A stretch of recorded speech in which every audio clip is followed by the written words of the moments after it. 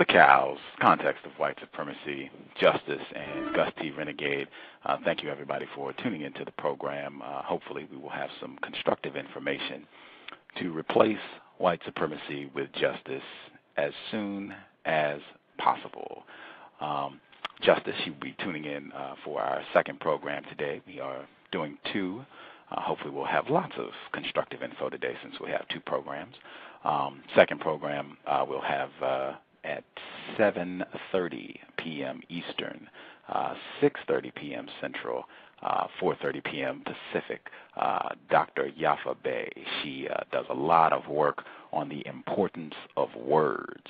She gives lectures on the correct way to use a dictionary so that you can get all of the information. When you look up a particular word, you'll figure out everything that you need to know about that word, how it's used, the etymology of words, and why that information is really important. I saw one of her lectures, and I learned a lot. It's very interesting, and she really tries to emphasize why it's so important that you really get a thorough grasp of terms and what they mean, and how if you're talking to people and you don't really know what the words mean that they're using, you're not getting effective communication, and you're putting yourself in a position where you can be mistreated, particularly by anyone that is working to be deceptive. Dr. Bey also, she talks about how the English language is really well suited to be deceptive if you're someone who's trying to mislead people and give out false information, because so many of the words have multiple definitions, and some of the definitions even contradict each other. You really got to be careful when you're talking to people, and you really want to be very thorough with terms and making sure you get a good grasp of what people mean when they use words. So that'll be the second program. Should be lots of constructive information, and justice will be in the house for the second program. Before we get started, I did want to share Gus T. Renegade, normally on these programs talking to white people. Very different experience doing it via the phone. Can't really be that rowdy on the phone, or at least I cannot as the host talking to a white person, because they always could have the option of just throwing the phone down, getting angry, and I generally want to try and keep the white person here as long as possible to chat with us and give information. I think that's important. When I am not on the phone and doing the just speaking to white people in person, I can be much more aggressive and asking questions. And yesterday I found myself in the company of quite a few white folks, and I asked them, do you know who won the Nobel Peace Prize last year? No one in the room could recall who won the Peace Prize last year. Nobody. Eventually I asked, because we're about 10 people, so it's not just one or two people, about 10 people. I asked, does anybody here have a PhD? One person said, yeah, I have a doctorate. I said, does anybody here have a master's? About 4 or 5 people put their hands up. I said, does anybody here have a bachelor's degree? Everyone in the room had a bachelor's except for one person, and that one person is in their senior year. They're about to have a bachelor's. So I said, we're in the company of some very informed, pretty intelligent folks. Not a one of you knows who won the Peace Prize last year. Nobody. I said, okay, do we think that's a little strange, seeing that you have a significant number of white people who are angry about President Obama winning the Peace Prize this year? And they all said, yeah, that's excellent point. That's a very good point. Nobody answered as to why so many people were upset about President Obama winning it this year. And I said, well, can you name anyone who has won the Peace Prize in the last 10 years? They named, I believe, 3 people, and there was some suspicion about if one of these people even won it in the last 10 years. But the names that they did call off, they couldn't pick out an exact year when this person won the award. Just, I think such and such won it here. I think Al Gore won it in 2007. I think Jimmy Carter won it sometime in the last 10 years, but I don't know what year. Just total uncertainty. And again, they couldn't name but about 3 people in a room of very educated folks. Again, wanted to highlight, this is something that, doesn't really seem to have that much of an impact on you all's lives, but you've got a lot of white people who are very angry about President Obama winning this award. So then I said, well, who votes for the Nobel Peace Prize? And they said, well, I think it's 5 people, their committee, and they vote. They're in Stockholm. And I said, okay, do you know who these people are? No. Nobody knows who they are. Nobody had a name. I said, okay, so if we're upset about who got the Peace Prize, wouldn't it be correct to fuss at these 5 people as opposed to fussing at President Obama, who had no say-so and who got the award, whether he got it himself? He couldn't even vote to give it to somebody else. And I said, yeah, that would be a good point. Very interesting. I wish I had been doing a show live at that point. It would have been great to illustrate this for everybody so you could hear this. Plus, it was a lot of white people in the house while this was going on. So I just thought that was interesting. I'm probably going to do a blog to talk about this, and I feel this is directly related to racism, white supremacy, because I believe that a lot of the extra attention focused on President Obama is because he is a non-white person. Actually, I'll throw out one more gem before we get to today's program. There's a non-white male who did a book. It's called Decolonizing the African Mind. The author is, his name is Chinweezu. He has an excellent essay in that book that talks about previous non-white Nobel Peace Prize winners and how they have been used to further the system of white supremacy. At the time his book came out, he was addressing Martin Luther King Jr., who won the award previously. He was also referencing Ralph Bunche, who is a black male. He's an alumnus of Howard University. He won the Peace Prize. He did this article before Nelson Mandela won it. But he also talked about Desmond Tutu as well. Those are 3 non-white males that he focuses on in his article, but I think it would be very good read if non-whites could check that out and see if anything that he speaks about in this article relates to what they've heard with President Obama. At any rate, today's program, I was looking at the Newsweek that came out a little while ago, and they had an article. The main article, the cover article, was talking about racism and how small children become aware of racism and end up practicing prejudice or discrimination. I believe those were the terms used in the article.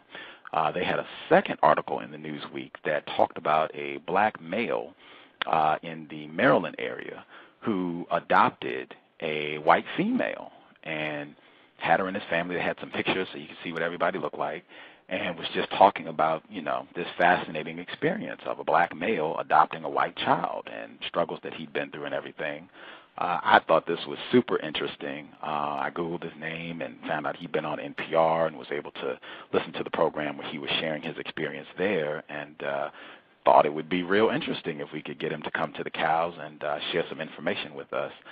Contacted him, said he would be willing to come speak with us, and I believe he's with us on the program now. Our guest for today's program, Mr. Mark Riding. Mr. Riding, are you with us?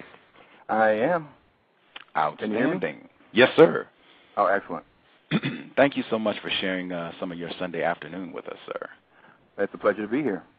It's a pleasure to have you, sir. Could you share with our listeners, maybe if they didn't catch the Newsweek article or haven't been informed about your story, could you just share a little bit about yourself and who you are? Well, I married into a family of folks that like to take care of other people's children, and so my mother-in-law, in fact, has always had some foster children. She's adopted a few children, and so when I married into the family, my mother-in-law was just in the process of adopting a little white girl. And because my wife and I are much younger and we have young children of our own, the girl became kind of de facto ours. And she's with us every weekend and every day after school. And so it's a whole co-parenting kind of situation. My mother-in-law lives around the corner from us, and so we all kind of raise our children together. And as a result of this, because this little girl happens to be a little white girl, I've had lots of experiences that I have found at the minimum, curious, and at the on the outside, I've been a bit outraged about some of the experiences I've had as a result of that. When you can imagine, I'm 6 feet tall and 200 plus pounds, and walking around with a little 5-6 year old redheaded white girl, holding hands across the street, kind of thing. Gets you can imagine the kind of stares and even comments I might have received.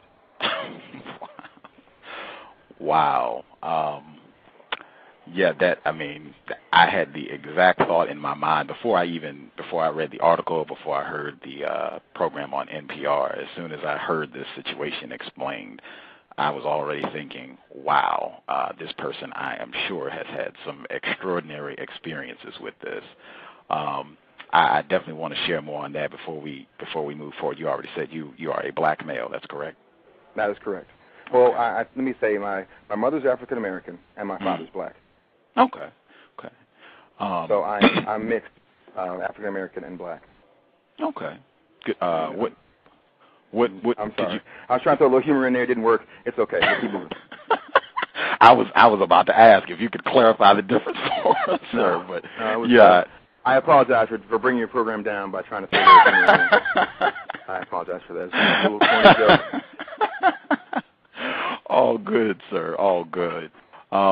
This program, The Cows, Context of White Supremacy, I have unfortunately concluded that we are in a system of racism, white supremacy, and the definition that I use for white supremacy and racism is a global system of people who classify themselves as white and are dedicated to abusing and or subjugating everyone in the known universe whom they classify as not white.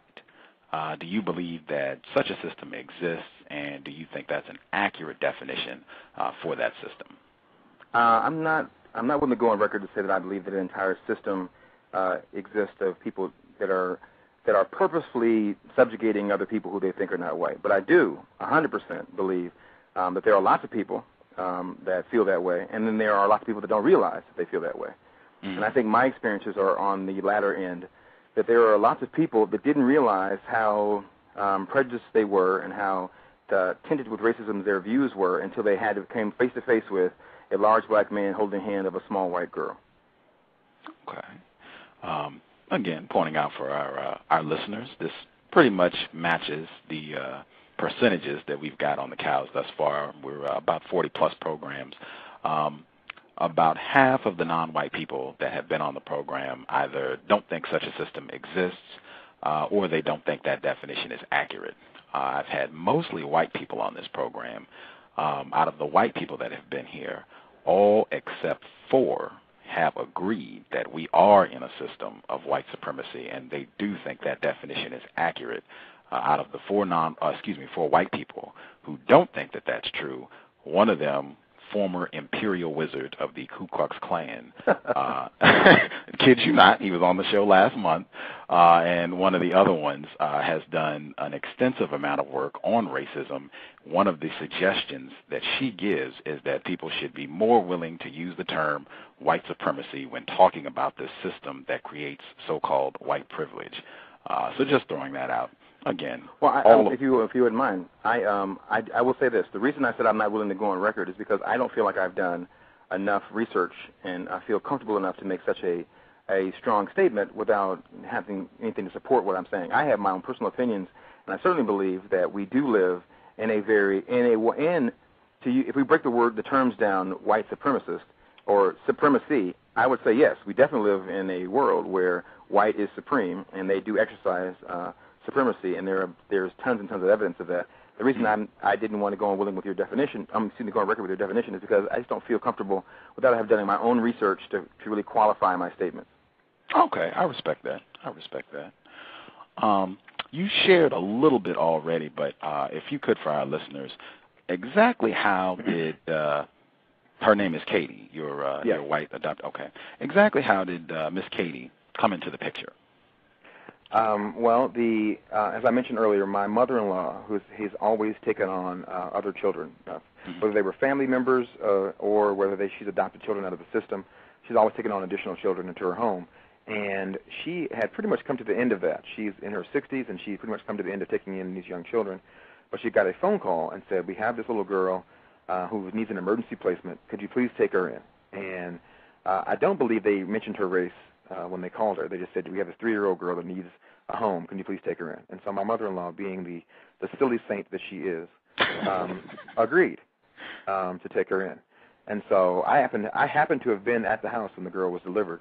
And we had this conversation, and I was telling my mother-in-law, why are you doing this? It's ridiculous. You have these 2 17-year-old boys that you can barely keep track of now. Why would you take on a 3-year-old that you're going to have to run around and chase after? This is just ridiculous. Why would you do that? And just like in sitcom timing, this little girl bounces up to the steps and rings the doorbell. And it happens to be a bright red-headed, round-faced, freckled. No, there's no mistaking her heritage. She has bright red hair, freckles, and pasty white skin. Comes to the door. And I said to myself, this is a whole new wrinkle to this situation.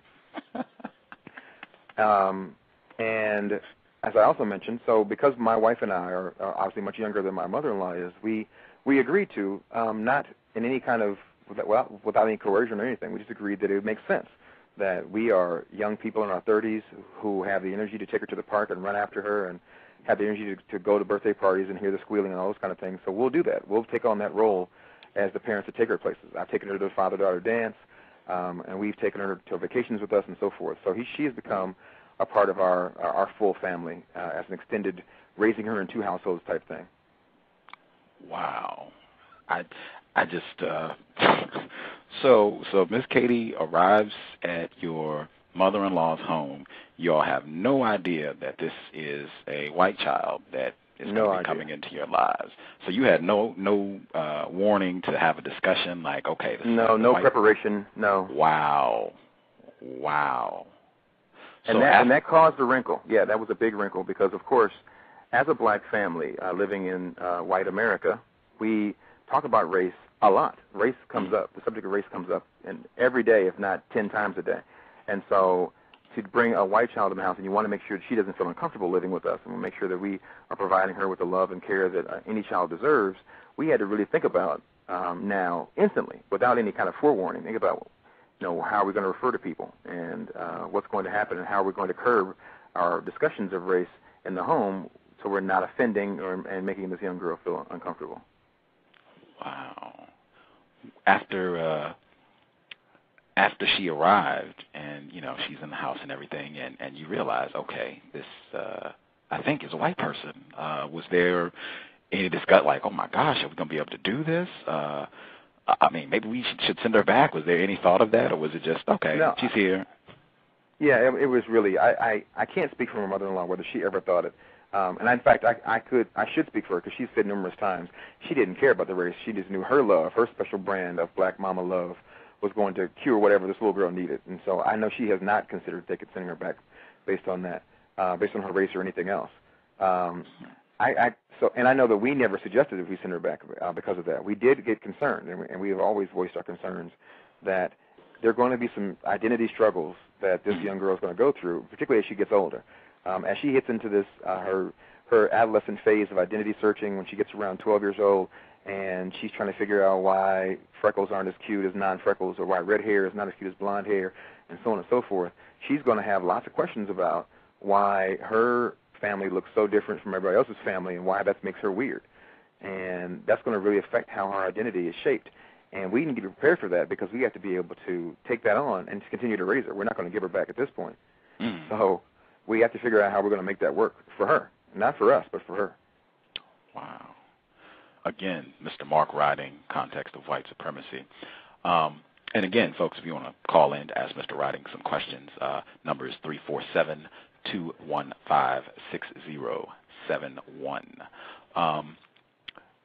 It was reported in the Newsweek article that your mother-in-law, I guess, had her view was that she didn't think it was correct for white people to adopt black children, and they quoted her in the Newsweek article as saying that she felt that it was genocide for white people to be doing this. Has she shared that view with you prior to Miss Katie coming into your life? Well, actually, she shared that view with the country at large. She was on the news. She was the chairperson of the National Society of Black Social Workers. I'm not sure if it's the National Society or our chapter of the National Society, but whatever the case may be, she was a chairperson, and she was on the news. She was interviewed by local news media, and they got picked up by national media. And this is about 20 years ago. Her saying that she felt like it was doing a disservice to the culture, and that she felt it was genocide to not allow these children to be raised by people that shared a culture with them. She said that, and that was her view. And she still feels largely that it's in the best interest of people to be raised by people who share a culture with them. It's less complicated, and it's more natural, and it's easier to explain the complications and difficulties that exist in this country regarding race when you have someone who looks like you explaining it to you. And she still feels that way, and I am speaking for her in that way because we have had pretty exhaustive conversations about that. But in regards to her own adopted daughter, this white girl, she doesn't feel like she's doing her a disservice by being a black woman raising her. She feels like the circumstances handed her to us, and we're going to take care of what we have. Okay. Wow, that's really interesting. I might want to see if I can get her on the program. Well, I can tell you that's not going to happen. Okay. She is exceptionally private and camera shy. She has not been really happy about the attention this story has gotten. She wasn't happy about Newsweek. She wasn't happy about NPR. Wasn't happy about Essence. And she's been very resistant to being involved in any kind of public eye. So I doubt that she's going to want to take this on. Wow. But I mean, you're welcome to try. Okay. You won't be the first one to try it. Okay. Did she have any suspicion that this sort of media frenzy might happen with her adopting a white child? No, I think she didn't. I think she had no clue that would be the case. I think, again, she has this special mama's love, and all she's thinking about is making sure the child has enough to eat and shoes and socks that match her shirt and those kind of things that moms think about. And I don't think she really considered the depths and the complexities that this situation calls for. And in fact, I know for a fact she's never really considered the psychological effects of the black and whiteness, because we mentioned it to her, and she really kind of is dismissive about it. Wow. Fascinating. It is. It is a fascinating conversation to have. Wow. I'm curious because you are in the Baltimore, Maryland area. Is that correct? That's correct. Okay. This is deviating off topic slightly. I'm going to snatch back on as soon as we finish this, but I had to ask, have you seen the documentary film Boys of Baraka? I have not seen it. I am very familiar with the program and where it took place. I actually applied to be a teacher in that program when they first announced it was happening. So I'm familiar with the program. I'm familiar with I read the article about the kids when they came back from Africa and so forth. But I never saw the documentary. Okay.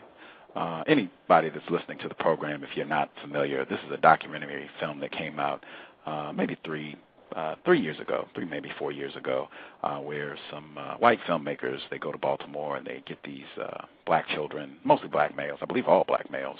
They were all black males. There you go. And they take them, I guess they're having some difficulties, they take them to, I believe it's Kenya, they take them to Kenya, and they're going to go to school there and try to assist them to get over some of the problems that they're having in public schools. And it kind of just shows this going on for, I think, about a year and a half. It's supposed to go for 2 years, but there were some interruptions, and it didn't last for the full 2 years. But that's basically what the film shows. You said you have not seen the film, but you seem very familiar with it. Do you have any view on what was shown, or what you've read, or what you know about the footage? It's been. I'd like to speak more intelligently about it, and I don't. It's been a while since I read it, and all the particulars aren't fresh in my mind. I remember when I first read the article that I read about it, that I was a little displeased about the way it was being portrayed. It's because it wasn't my take on it. When I applied to be a teacher in that program, it wasn't my take that this was some kind of sensationalism or some great white hope. Let's take these boys and have this social experiment. And the way it's been spun since then is a social experiment. And so, again, I don't like to really speak out of school on things. I'm a researcher by nature, and so because I hadn't seen the film, and because I didn't know more about it, I wasn't prepared to really be outraged. But I didn't like the way it was being spun because it felt like to me when I applied to be in the program that this was just a program of taking kids abroad and giving them an education abroad. It didn't feel like some sort of missionary work where the great white people were taking care of the poor underlings of this underbelly of Baltimore City. That could be the case. I'm not denying that could be the case. It just isn't the way I've received it. Okay. I certainly wouldn't have applied to be a teacher in a program that felt that way to me. Right. Perhaps we'll see if we can get those filmmakers to come on the program and chat about that. I would love the opportunity to hear from them directly. We're going to get back on subject now. That was my one veer off. Can you please share with us the adoption process, you being a black male going through every social services and all the paperwork and everything about what you had to do to adopt Katie into your family? Well, I just want to make a disclaimer for your listeners that I personally did not adopt Katie, but we were vetted as adoptive co-parents. Okay. So while I personally I wasn't required to sign anything, I was required to be interviewed, and they were curious about all the people that are going to be involved in this adopted child's life. And I also was privy to the conversations that my mother-in-law, who did officially on record on paper adopt Katie, what she was going through, and she described a process that was convoluted, a process that had taken a lot longer than it had taken in previous discussions and so forth with her other children she had taken in as foster children and was looking to adopt. They did not have such a convoluted process, and the kinds of comments and the kinds of records that she was asked to produce, and the kind of bank records and inspections that she was asked to go through, she was not asked to go through in previous instances, and she felt very strongly that it was clearly not because she was an older woman, but because she was a black woman. And in fact, in one instance, she had to go to some kind of panel discussion where she was interviewed by a panel of people, and the chairperson of the adoption agency was there, and several folks were there, and they were asking lots and lots of questions, and they were doubling questions and so forth, and she became uncomfortable. And at the end, one of the social workers came by and talked to her and said, I would never say this on record, but it's clear that they're only asking you this many questions because you're a black woman, not because they don't think you're a good mom. And that woman said that in consolation. She saw that my mother-in-law was very upset, and she came by to console her and say, please don't take this personally. This is really about you being a black woman and they're being uncomfortable, and not about you not being a good mom. Wow. So your mother-in-law has adopted other children. She's been through the process, and she felt from her experience that this was above and beyond what you would expect in attempting to adopt a child. Yes, she did, and she felt that there was sometimes it's not, and this is the way institutional racism feels. Sometimes you can't put your finger on it. Someone, they don't have to call you the N-word for you to feel like someone's treating you differently because of your race, and that's why these things are hard to prove at times, because it just feels different. It feels like the way questions are being directed at you as opposed to being interviewed about things or asking questions. And it seems a bit unreasonable that this question is being asked yet again and yet again and yet again. And it seems a bit unreasonable that we have to go back 5 years with taxes when we didn't. And I'm sorry, I'm going on a little rant here. I don't know that it was officially 5 years. So let me not say, I don't want on the record any of your listeners saying, wow, I should do 5 years of taxes. It may not have been officially 5 years, but it certainly, they wanted more financial records than my mother-in-law deemed reasonable. And there are lots of things that start to feel uncomfortable about this situation. And at some point, you have to say, why is this so uncomfortable? Why am I being made to feel so uncomfortable in this situation? I'm a loving parent who's raised lots of children, and I have all the means and stability that this person is going to need. Why am I being put through the ringer in this way? And at some point, you have to just accept that perhaps it's because it's race. Wow. I wanted to be clear for myself and my listeners. You said that your mother-in-law, she was former, was it the president of the National Society of Black Social Workers? And again, I don't want to be misquoted, and I don't know for certain. She held an office in the National Society of Black Social Workers. I'm not sure which office she held, and I'm not sure what. I'm pretty certain it was the Baltimore chapter of a national organization, but I really don't know what her office was. Okay, she had some affiliation with. She held an office. I can say that she held an office. I just don't know which position she held. Okay, and she had been a foster parent before, and you, at some level, was still providing emergency foster care for some children. She was still on the books as an emergency caregiver, and that's how we got this call in the first place. And she had, at that time, she had two, I believe they were 15 at the time. She had two 15-year-old boys that she had taken in from when they were 3 years old as foster children, and had numerous, throughout the years, she'd had numerous children through over the last, I'd say, 20, 25 years. Okay. I'm a former foster care worker, and I know from at least my experience that generally if you are a foster parent, you're already in the system. You have to go through a lot of training and background checks to even be a foster parent. That generally weighs in your favor should you choose to adopt a child that's in the foster care system. Just me being a former social worker, that seems a little strange that a foster parent who's still on the books, is still providing emergency foster care for children, would be subjected to an abnormal amount of scrutiny in attempting to adopt a child. That seems a little strange to me. That's interesting that you picked that up. That seems strange, huh? just a tad bit strange. It didn't seem so strange. It didn't seem so strange to the social workers and adoption agency people and other folks. It seems strange to us, too. We've been vetted to be, we had been vetted as well to be foster parents. And so we were familiar with the process and all the questions that had to be asked and so forth. And so we were shocked. And again, this is, she had been having children from this same agency for, I would venture to say 20 years. She'd been taking in kids from this agency. So it is strange that that they would ask them, that she had to be vetted so thoroughly. Let's just put it that way. I'm not going to accuse anybody of anything. For sure. You're welcome to do that. This is your show. You're welcome to accuse anybody you want.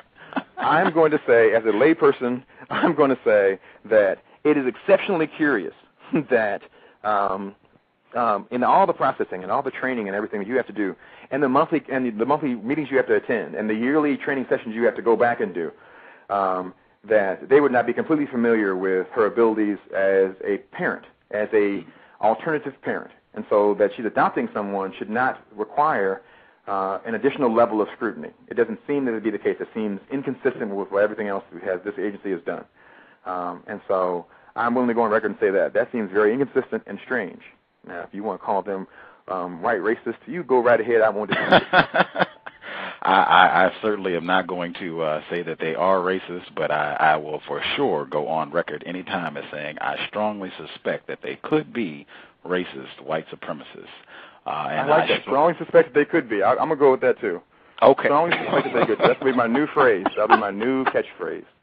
I will go on record as saying that, and I will also go on record as saying if Katie had not been a white person, I suspect the process would have been much, much smoother. I would go on record in saying that it probably would have lasted, instead of taking about a year to go through the process, it probably would have taken a matter of months at most. Wow. Wow. Again, Mr. Mark Riding with us on the Cows today. Did I guess either you or your wife or your mother-in-law, did you all have any, I guess, knowledge of the fact that there used to actually be laws in various spots throughout the world that prohibited non-white people from even adopting a white child? No, I wasn't aware of that. I was aware that there were laws against adoption outside the race in general. I know there used to be a law that wouldn't allow foster placements in different races and so forth, and I was aware of that law. I was not aware of another law, the law that you're speaking of, that brown folks could not adopt white folks. I had no idea. I mean, I shouldn't say I had no idea. That makes perfect sense. I'm not surprised. I just didn't know of it. Wow. Yeah, I know in Killing the Black Body, Professor Dorothy Roberts, she was on the program in August, and she has a chapter in her book where she talks about how in various spots, not just this area, but in various spots in the world, they have prohibited non-white people from adopting a white child. And she even had one story where a black person in some European country, I believe it was Italy, I could be incorrect, but I think it was Italy, where she got the egg of a white female and the semen from a white male, and through in vitro fertilization, she actually gave birth to a white child. And the white people there were furious. Lots of public outrage. They just, felt this was horrific, could not believe this was even being permitted. A lot of white people have real problems with non-white people adopting, having a white child, but no one seems to have too much of a problem with the reverse. That's in vogue. You can go and pick one of those up at Abercrombie and Fitch, or they just, And you want the authentic kind. You don't want an African American baby. You want to get an African baby. Yeah. It's not hip to adopt an African American baby. It's very hip to adopt an African baby. Oh yeah. That very interesting. Very interesting.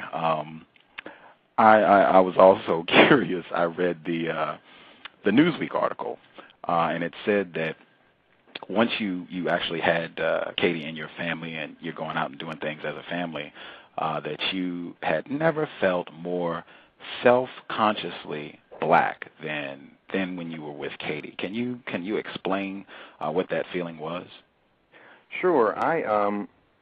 It's not as if I haven't noticed that I was black, and it's not as if as black people, and I'm speaking for all of us because, of course, we're all related and connected and everything, so I can speak for everybody. I got black that one. People. Oh, thank you. I'm trying here. I'm trying to be charming. Something had to work. I wasn't ready to quit. I'm not quit.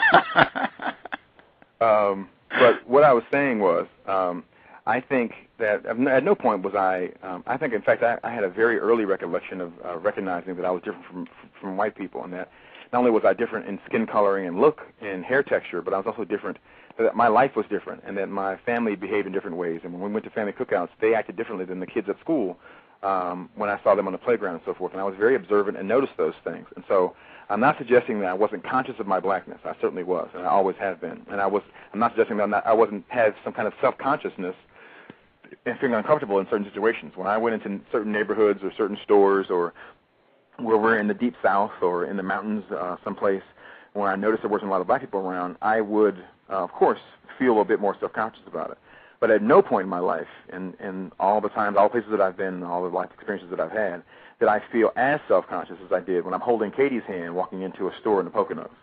That, it was more than self-conscious. That was a rude awakening. That was sobering and frightening even, because I was just completely taken aback at how black I felt. And I'm not that black. And so I felt. So there you go. See, that's another one. Okay, I'm 2 for 3. I'm doing all right. 2 out of 3 is not bad. But yeah, I was completely amazed at how I felt afterwards. And at the time, I really was nervous and apprehensive and a bit frightened. Wow. But I was not. Afterwards, I was more fascinated, and I wanted to investigate it and think more about it and unpack it. But during the time, I actually was a bit nervous, and I was made to feel nervous. I'm not suggesting that I was nervous because I was nervous. I'm suggesting that I was made to feel nervous by the way it was like in a movie or a television show when the nerdy guy walks into the store or walks into the dance with the pretty girl and the music stops playing and everyone stares. It felt like that. It felt like the music stopped playing and everyone was staring, and I felt my breath quicken when I walked in the store in a way that was not for my own self-consciousness, but because this store made me feel it was stifling how I felt. Wow. I'm stunned myself. Were you getting this feeling when you were around other non-white people, around other white people, or just anybody when you were with Katie? I didn't. I always expected curiosity, and so I never expected that when I'm walking around with this girl that people would not be curious, because it is curious. You don't typically see that. You don't see a lot of black families walking around with a little white girl. That just doesn't happen that often. You're not used to seeing that. And so I was expecting lots of curiosity. And I was expecting a fair amount because I've lived long enough to know that there are lots of racist and prejudiced people and confused prejudiced people who don't realize how prejudiced they are, all that stuff. I realized those people exist. So I also expected that I probably would get more than my fair share because I'm a male and people are terrified of black men and that kind of thing. But what I was not expecting was the depth. I mean, it was a strong feeling, and there's such a depth to how I felt. I was not expecting that, and I was not expecting. You haven't asked this question, but I'm going to lead a little bit. I was not expecting people to go beyond what is socially acceptable to do in regards to children. I did not expect people would have to do that. And if I'm permitted to give you just a brief anecdote, please. When we were, I had lots of these anecdotes, but I'll just give you one. At the park, and I live in a very well, how can we call this, professional. My neighborhood is full of professionals. I don't live in a wealthy area, but certainly it is full of middle-class professional people. And it's also a neighborhood that has its fair share of adoptive parents, and a lot of adoptive parents who've adopted Asian kids and Romanian kids and Russian kids, and a couple of adoptive parents who've adopted black kids. And so it's not news to see a family that doesn't look the same to be at our neighborhood park. So that's the backstory. Okay. And so to be in that park and to have people give you, very curious stares was already a little disconcerting. But then when they go beyond just a stare and start to ask the child questions, which is what I meant with my long lead-in. My long lead-in was to say, it is improper for an adult to walk over to a child and ask the child questions, particularly in the presence of that child's parents. That is improper. You don't do that because it could be uncomfortable for the child to talk to a stranger in that way. And we all teach our children not to talk to strangers. So for these well-meaning, liberal, tree-hugging, good-natured white folks to walk up and say, "Where's your mom?" When she sees her walk into the park with this black family, and then they walk over to the child and ask, "Where's your mom?" or ask things like, "Are you okay?" Things like that. That's beyond anything I ever expected. I never expected that. And for children and for white adults again to inch their way over into conversations with her to make sure that she sounds okay. And what I always thought was curious, and this is a joke, but it's not supposed to be funny, was that why, if I was stealing this little white girl, why would I bring her to the park? I never understood. I haven't understood that. Is that the first place I'm going to go? I've stolen this child, and I'm now abusing and taking advantage of this child's youth, and I'm ruining this child for life, and I'm going to take her to the park to play with little black children that I brought with us. So I'm going to load up my car with 2 little black kids and a little white girl, and we're going to go play at the park. But I have stolen her, and I am, she's in an unsafe situation. I don't get that. Well, where's the logic in your thinking? There's no way you can deny me, Miss Tree-hugging liberal white person, that you have some sort of prejudice about what you're seeing here, because it makes absolutely no sense that I would bring this child that I'm mistreating and stolen to the park, or to the grocery store, or to the mall. And all those places, I've encountered people asking questions or treating us as a family in some kind of way that I have deemed inappropriate. Wow. I strongly suspected this was going to be the case before I even read the article, but it was still pretty stunning to hear that. Again, Mr. Mark Riding, the context of white supremacy. I wanted to check because folks are calling in a little bit before I get some more questions. Phone line is 347-215-6071. I wanted to check Mr. James, 365. Do you have a question you wanted to ask Mr. Riding? Okay, I think he is just listening. Thank you for listening in, sir. When I read the Newsweek article, I guess they had some anecdotes as well, and one particular that really stunned me. You said that, it was reported in Newsweek that I guess you all were out and you were disciplining Katie or maybe telling her when she had done something incorrect, and it said that you all felt like you were going to be lynched. Do you remember that particular episode, and were they being truthful in what they reported? Again, if you haven't noticed, I do tend to try to be clever and witty, and I tend to add a little hyperbole for emphasis' sake to make the story sound better. I certainly was uncomfortable, and it certainly I could tell that the people around me did not appreciate that I was correcting her in the situation. They didn't like it, and they were upset.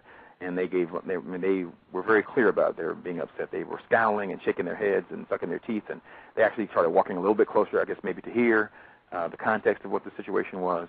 It was very clear these people around us were not happy that I was scolding her for doing something. But literally, no, I did not feel like I was going to be lynched. But certainly, in a figurative sense, it was kind of disturbing to see people encroaching a bit into your conversation and people staring and shaking their head at you, and you are, behind enemy lines, so to speak. I'm at a place where I was the only black person, and I'm playing on a swing set, and I have my then 2-year-old son, and we're playing on a swing set, and she's there, and I'm correcting her, and everyone else at the playground, children and parents alike, were all white, and I was out of town. So I really kind of felt out of my element, And these people started to close in a bit and kind of encroach on our personal space, and were shaking their head and so forth. I was quite nervous that there may be a confrontation. Now, I certainly didn't expect this confrontation was going to lead to being hung from a tree in the literal sense, but I certainly was nervous about a confrontation. Wow. And you said you were not in Baltimore. Where were you, if I may ask, where were you in the world when this took place? We were in this particular incident, we were in Pennsylvania in the Pocono Mountains. Okay. Wow. I hope folks are listening in. This did not take place in Birmingham or Alabama or Mississippi or someplace in the deep so-called South. Shout out to the Appalachians. Wow. Very interesting. I actually have a non-white person who shared a very similar story where he did not have his adopted white child with him. He just had a friend of his own child who was with them at the park who happened to be white, and he was playing with both of them, and he said he got a lot of the same looks from white people as though he had done something incorrect, just staring, and he said it made him very uncomfortable. And again, he hadn't adopted her. He was just thought doing the neighborly thing. We're going to the park. Do you want to come? Sure. Let's all go play. And ended up being a little more tense than an afternoon at the park should be. Right. You know, I just want to interrupt for 1 second. That actually has been the thing that I've said to people. That makes me more uncomfortable. The thing that bothers me the most, and actually what prompted me to write into NPR, which got this whole thing rolling. I wouldn't be talking to you today, and I kind of written my outrage down in a blog to NPR, and that got me on the radio, and then we're where we are today. That's what outraged me. I was outraged that why couldn't I even be this a neighbor? We are not in a time in our lives, in no way are we post-race, and this Obama-era post-race thing is ludicrous, and in no way is that the case. But it is the case that we can be friends with one another and be friends with each other, and our children can be friends and play together. That is the case, and I would suspect that black kids and white kids have been playing together for at least 2-3 weeks now. And so I don't understand why it's such a shock to just see us at the park. I do get why it's more curious to see us holding hands crossing the street or sitting on my lap or something like that. When she was 3 or 4 and we'd go to the movies or a play or something, she would crawl up on my lap, as most 3 or 4-year-olds would do. Those kind of things. I understand the curiosity is there. I don't get the curiosity when we're just playing at the park together. Because why couldn't this be my neighbor, and why couldn't we be friends with the neighbor kid and we're playing at the park? Why is that such a curiosity that we couldn't even do that? And that's what sparked my outrage. I was accepting of the curiosity. I was accepting of people asking questions. I was even tolerant about people breaking the rules and asking her questions directly. But I became outraged when I really thought about it and I said, I don't get why they don't accept that we could just be friends. Why couldn't this be my coworker's daughter or my neighbor's daughter or my best friend who might be white? Why couldn't I be taking my best friend's daughter? I could be this child's godfather. Why is that so unusual? That should not be something that should bring out the stares.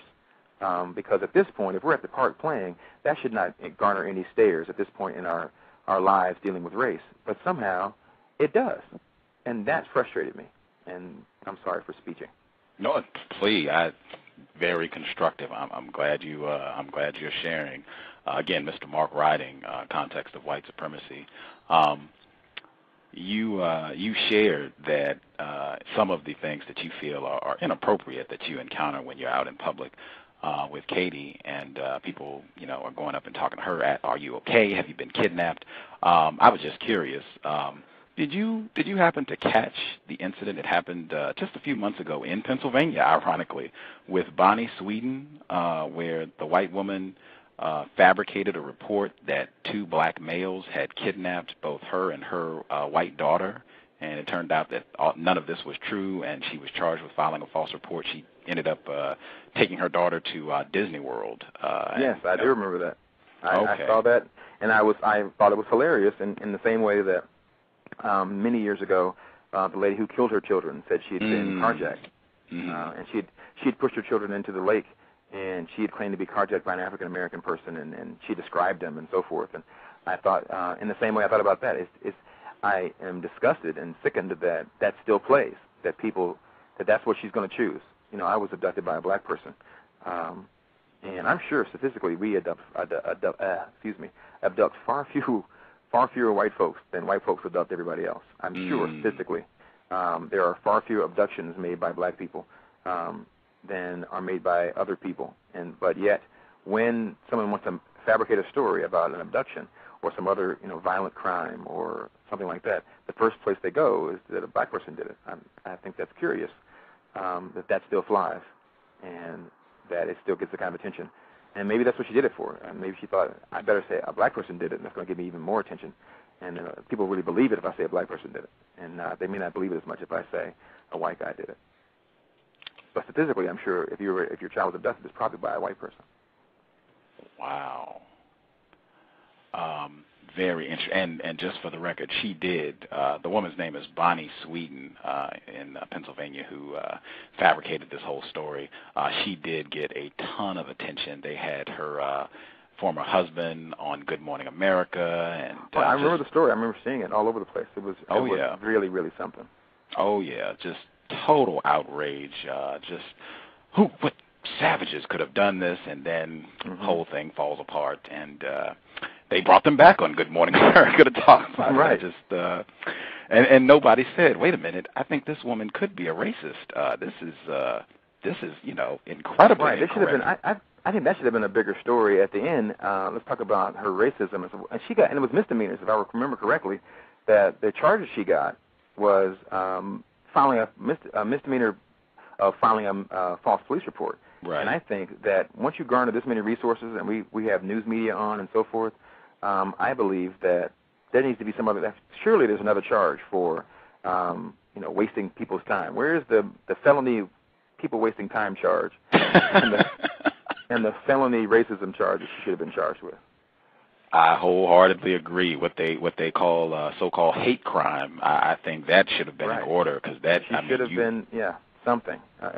And I'm not even asking for a conviction. I'm not suggesting that she should have been convicted of a hate crime.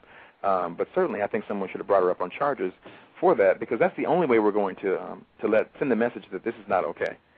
To choose to call me a savage and assume that people are going to agree with you that I am a savage because I kidnapped your child. The only way we're going to have people stop believing that is if we make a stand and say that's not okay. Exactly. And to give her misdemeanor charges publicly. I mean, she was hugely public when the child was abducted by a black person.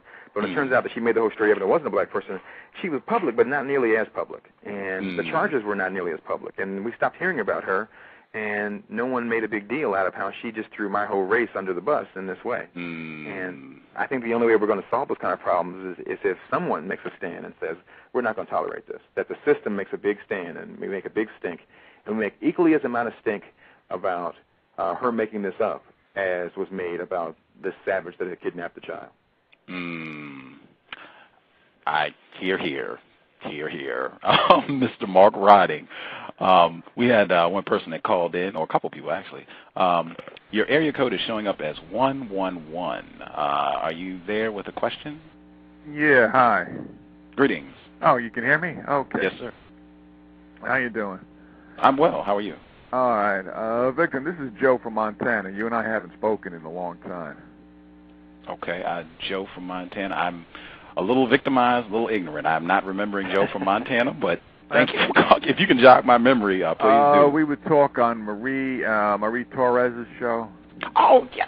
Ding. Gotcha. Yes, sir. How you doing? I'm well, sir. How are you? Okay. How about yourself? I just put in the joke here on the VMTR. I was abducted by aliens in a saucer, and they were black. I thought I put in some gallows humor, but I guess it wasn't funny. Okay. But see, I've done it too. I understand. I feel your pain. The reason why I wanted to call in is because your caller right now, your guest was talking about how come they were getting looks when he was with I think the white child in the park. Am I correct on that? That's his adopted daughter, yes. Yeah, your adopted daughter. And the reason why, my speculation is that there's a lot of, I think it's media influence, pedophilia, child molestation awareness. That, if a man is with a girl who's about 5, 6, or 7, it's automatically assumed that a man can't be a caregiver the same way a female can. I don't know if you've ever noticed that, but there's a lot of that. There's been a lot of that going around for years. That, for example, if you're traveling with some young girl, 5, 6, 7, 8, 9, 10, 11 on a plane, it's like the stewardesses, they'll take special attention of the man sitting next to her as opposed to a woman who is transporting the girl, let's say, from L.A. to Boston, something like that. So I think the reason why you're probably getting a lot more looks with your daughter being black, white, and she's being very young is probably because of that. Alongside with the racial component. Should I respond? Yeah, I'm finished. Oh, okay. I don't disagree with you. I actually do agree that there is. That's not what this program is about necessarily, but I do agree that there is a kind of a prevailing image of a male not being a caregiver, and so to see a male alone with children at the park may raise an eyebrow. So I do agree that could be the case. In this case, I'm pretty certain it's not the case because in my neighborhood, it's not unusual to see fathers and even having nannies. They're actually in my neighborhood. There's more than one nanny who's a male who takes his kids to the park and so forth. And so at our park, it's a pretty liberal place, and it's not so unusual to see fathers there with their kids and loving fathers passing out snacks and that kind of thing at the park with their kids. And so while I'm sure that on some level there's a little of that thinking from the people that are looking, I know that more of it was because the races are different. And I think your theory comes in more into play at that point because I think they probably thought that too. They probably thought not only is this black man stolen this little girl, but he's going to do terrible things to her. So I agree with you on a couple different ways, but I disagree in that I think the strength of their looks was not based on the gender of this child and me being a male, but it was based on the race of this child and me being a black male. I agree with you, Mr. Riding. I think if it was really about pedophilia, there are tons of stories. They don't get the same media attention as Miss Bonnie Sweden got when she alleged falsely that 2 black males had kidnapped her and her white child. But there are tons of stories of white people engaging in so-called pedophilia with non-white children all over the world. There was even just a judge who was recently convicted for that very act here in this area of the world. If that was really the case, there would be a lot of scrutiny of white people getting these non-white children from other parts of the world. I don't see a lot of public scrutiny and outrage about that if that was really the case. And I think also if it was really a concern about pedophilia and we're just on the lookout for older men being with a younger child, Mr. Riding, you have other children besides Katie, is that correct? That is correct. Okay, and you have a daughter as well, is that correct? I have a daughter, yes. Okay. And my response, and I'll tell you this, my daughter's not, the caller said something about 5, 6, or 7, and I don't know if there's a moratorium on ages for pedophiles or what have you. My daughter's younger than that. She's just turned 3 today, actually. Happy birthday. I'll make sure I pass it along to her. She loves hearing it, even from a stranger. She loves hearing it. But I can tell you the reaction that people have when I'm out with my daughter is wholly different, completely different. When I take my daughter out, and I take her out pretty frequently, we go out to the grocery store, to the mall, or wherever we may happen to be, people think, I get the softest eyes from people. They love to see me out with my daughter. In fact, the exact opposite of the reaction that I've gotten when I'm out with Katie has been when I'm out with my daughter and it's just the two of us, we go somewhere and we're holding hands crossing the street, or I'm carrying her into the store, or what have you. I get the softest expressions. People come up and say, "Oh, that's adorable." I think it's beautiful to see a man out with his daughter. I've had people strangers, walk across the parking lot and said, "I was way across the parking lot. I saw you two together." I just want to say I think it's commendable. You just don't see enough dads out here with their daughters walking around and so on and so forth. So, again, I can't really go on the theory that the strength of the looks that I'm getting at the park with Katie have to do with pedophilia. It really is about race, because when I'm with my daughter, now granted, of course, she's exceptionally beautiful, and they can see her intelligence from across the parking lot. And I'll give that, but that's only 10% of the looks. The 10% of the looks are from her exceptional beauty and intelligence. The rest of it is they appreciate that they see this man, black man, which have been maligned in the media for hundreds of years, out with his child, being a loving father. And I was doing the exact same thing with Katie. I was holding her hand as she crossed the street to make sure she got along safely. I pushed her on the swings. I was being the loving father to her, too, but yet I didn't get the same kind of response. Wow. Hang tight, Joe from Montana. I'm going to get some more callers in a second. I was curious because you talked about the blog that you started. I was just exactly at what point, like how long had Katie been with you all that you had experienced enough of these incidents, which sound like they could have been racially motivated, where you decided that you were going to start writing about this and contacting NPR and such? She had been with us. We got her just before her 4th birthday. Okay. And when I wrote the article, when I wrote the blog into NPR, she was probably 7 or 8 at that point. But I don't want to paint the picture as if it boiled over at that point. Actually, I take that back. There was a tipping point. The tipping point was I read an article. I listened to NPR and read an article, the same article. I read the story and I heard the story on the radio about a black girl who was raised by a white family, and she was speaking to her experiences. And she was speaking about, and the same picture that's often painted in that situation, isn't that amazing how this white family took care of this black girl, and what's that black girl's life now? How does she feel about her life, and what's her identity like? And they talked to her about it, and the black girl spoke to her challenges. She was in her 20s. She spoke to the challenges she felt, but never did she feel unloved and blah, blah, blah. So that same picture had been painted. And that was the tipping point. I think that was the proverbial straw.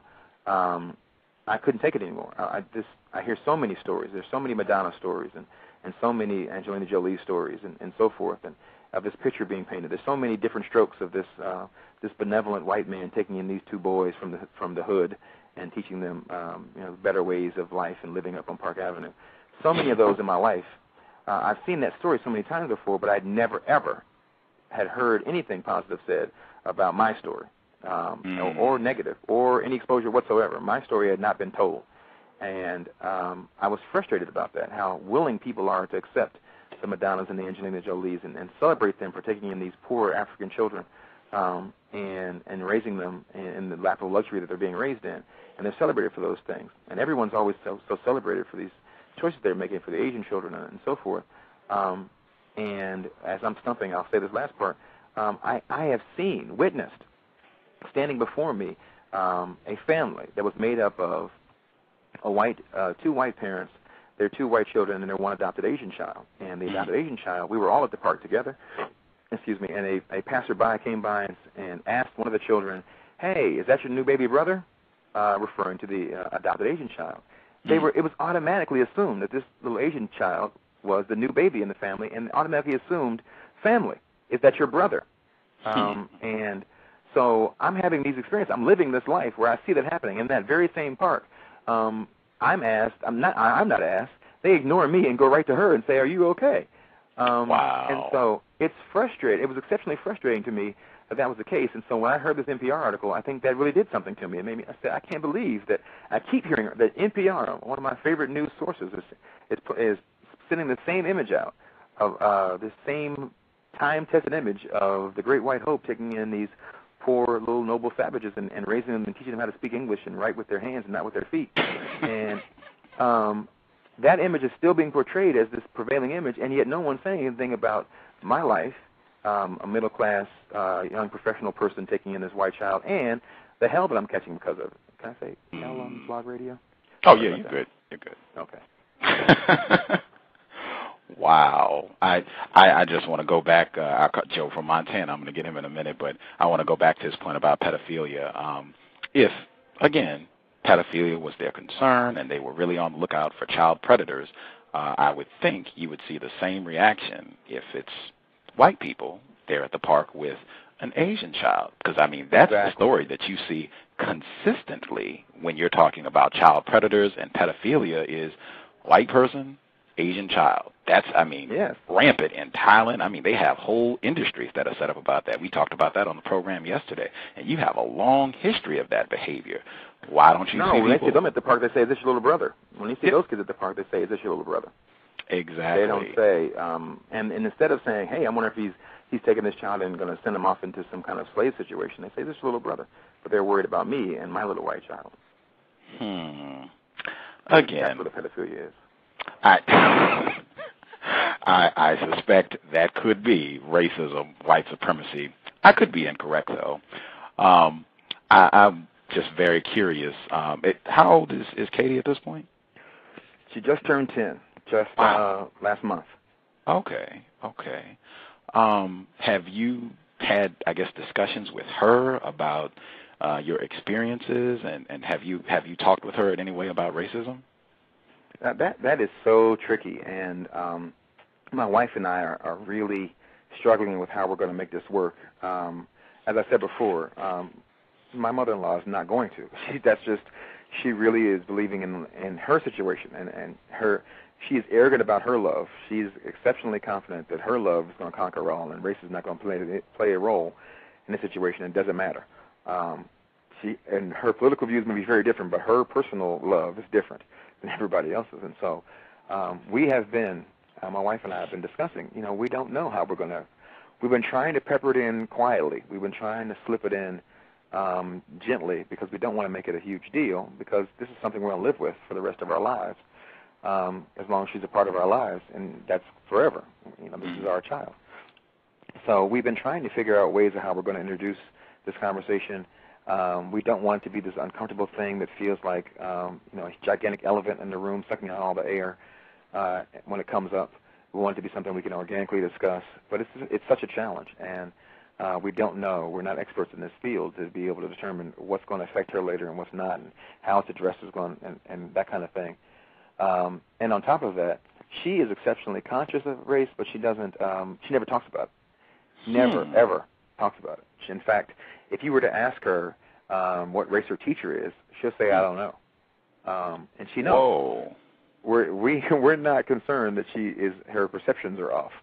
She does know the race of her teacher. She does know the race of her friends and so forth, but she doesn't want to talk about it. She doesn't want to. She won't say the words. If we say, she says, "My little friend such and such came over the other day," and we happen to ask her, is she white or what have you, she will say, "I don't know," but of course she does know. And so that's another layer of the challenges is clearly there's some kind of discomfort there with her discussing race. And so we don't want to introduce these racial discussions, and we certainly don't want to talk about experiences that we had that were negative in regards to her and race, because we don't want to add that to her plate. She's already got a complex thing going on. She lives with us instead of her own parents. She has birth siblings that she does not live with, and she sees from time to time. And so she's fully aware of her situation, and of course that has to weigh heavily on someone who's 10 years old. Just in that, if she was living with a white family and she had siblings that she only saw from time to time, that would weigh heavily on your self-esteem and your psyche on how you're dealing with who you are as a person. Now add the layer that you're living with a black family, and that's just got to add to it. So we're careful and we're thoughtful, and we just have not figured out the answer yet. We're working on it. We pepper in a few comments here and there, and we're trying to make it an organic thing, but it's a challenge. Wow. I'm curious. You said that she is very conscious of race. How do you know that she's very conscious, even if it's something that you sense that she's not comfortable talking about? Well, because she's exceptionally perceptive, and so she's very bright and perceptive. And there's no way that she's not conscious of the race. And when I say very conscious, I don't mean to add the qualifier to conscious. I should just say she is conscious. I mean, there's no way she doesn't know. She knows what race her teacher is, and that we ask her what race her teacher is and she won't tell us. That leads us to believe that she has some discomfort there discussing race with us. That she's not comfortable discussing race with us. And perhaps if a white person asks her what race her teacher was, she might be more willing. We don't know that. And then there was a little incident when she was very young. My wife was pregnant. She was about 4. She was 4. My wife was pregnant, and she loved to touch my wife's pregnant belly, and she talked to us about the baby all the time. And one day, out of the blue, she just said, "Is the baby going to be a white baby, or is she going to be a brown baby like you guys?" And we said, well, because both of her parents are brown, the baby's probably going to be a brown baby, like us. And we didn't hear from Katie for the rest of the day. She went and hid under her blanket. Wow. And didn't talk to anybody the rest of the day. Wow. And we have suspected since then that, she has been living with us for a little while, and she's saying, I need some white people around here. Even the new baby's going to be black. Everybody's got to be black, even the baby. Can somebody around here look like me?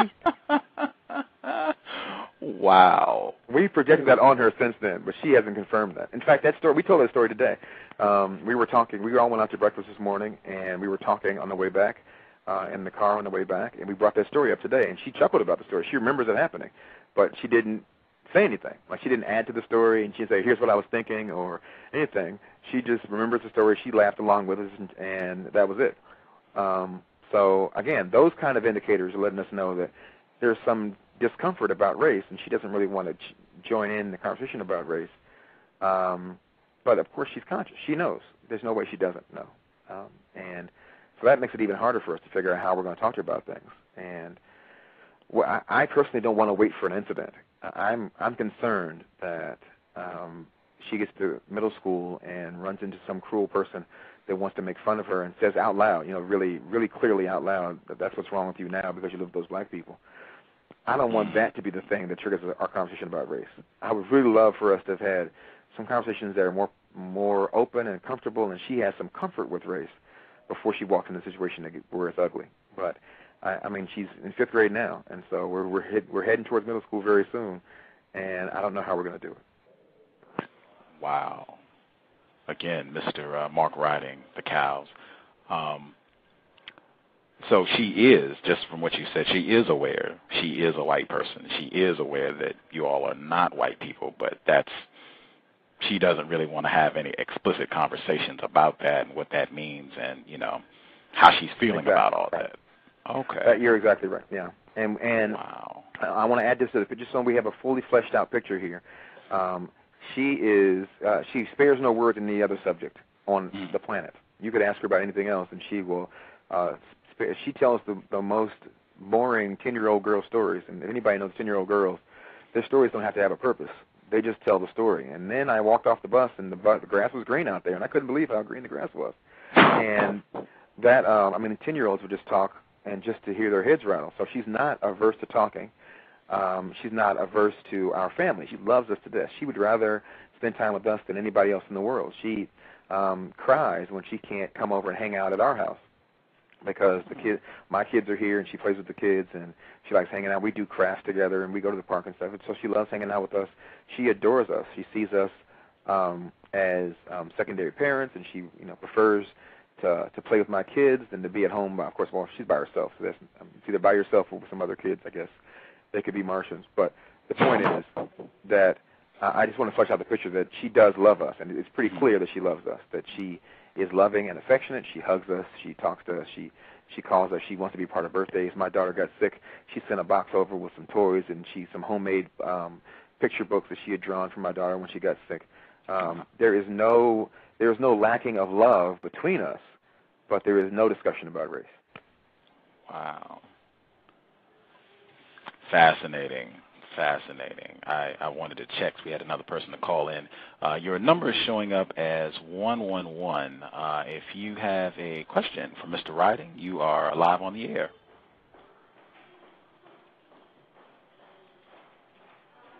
Person called in, I believe, at 111. Are you there? Okay, I will assume they are just listening. My bad jokes. I'm sorry. I wasn't just you. Listeners. I apologize to listeners that my bad sense of humor is not make you want to ask me questions. I promise not to tell any jokes when you call in. I think the other person that called slipped a bad joke in as well, so perhaps it's a cumulative effect.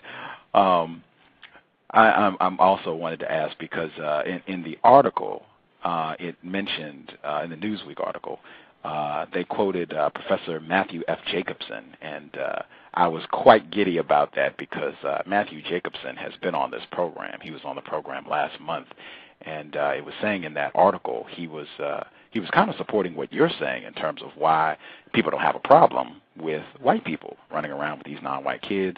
Why is it such a big deal to have Mr. Riding and his family taking care of a white child? What is the big deal?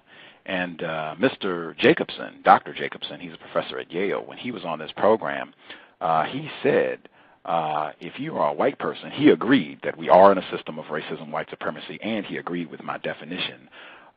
He said that if you are a white person, it is not a question of do you practice racism? He said the question is, how do you practice racism? It is impossible to be a white person in a system of white supremacy and not practice racism. And anybody, if you are incredulous, check out the broadcast. It's in the archives for September. I believe he was on the show September 15th.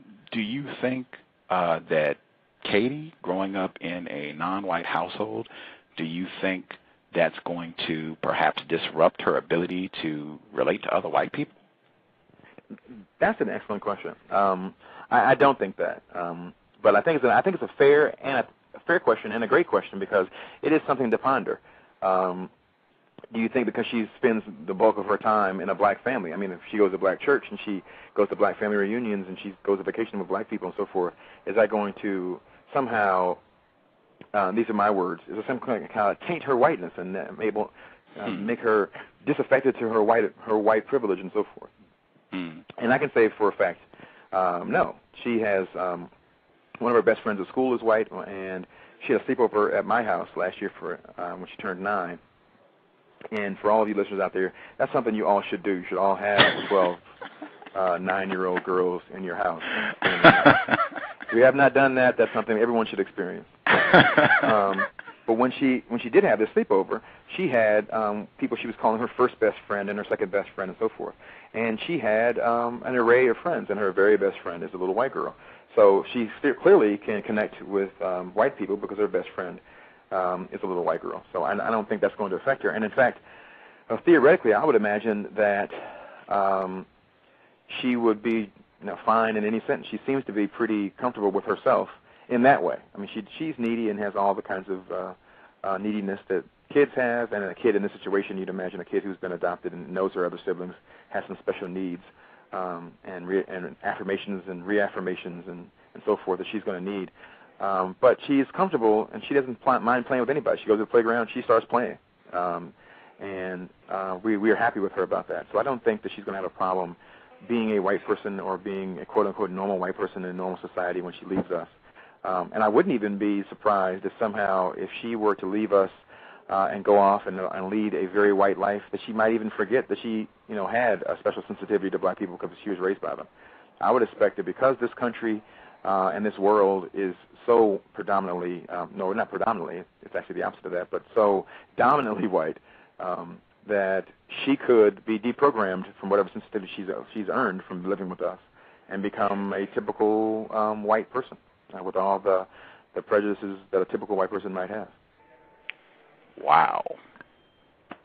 I would hope her sensitivity would remain. I would hope that we would leave an indelible mark on her sensitivity, and she would always be more conscious and more comfortable around black people and be more trusting of black people and so forth. But I doubt that. It is too big an animal. It is too.